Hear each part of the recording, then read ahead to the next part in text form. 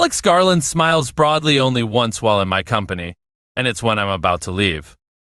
As I put on my coat and say goodbye, an irrepressible and unmistakable grin of relief spreads across the filmmaker's face.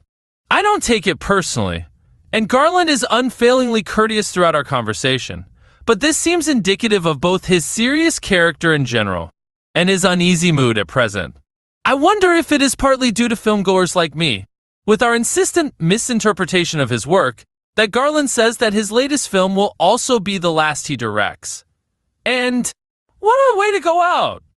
With a rumored $50 million budget, Civil War is the most expensive film ever made by indie production house A24, and on an epic scale that surpasses Garland's previous, also ambitious, films.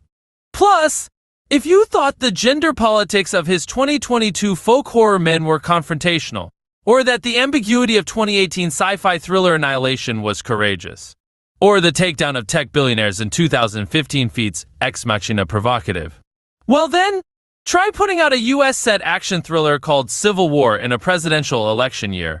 Kirsten Dunst stars as Lee, a hard-bitten photojournalist who leads a group of war correspondents on a road trip towards the conflict's front line. They're used to reporting on stories abroad, but as the film opens, the US is already deep into a devastating civil war, 'cause unspecified, that has turned the sight of tanks rolling down Avenue into a near-everyday occurrence. Still, Lee and her companions are determined to report on their county's demise, whatever the cost to their own mental or moral health. There is something in the film which is trying to be protective of journalists, says Garland.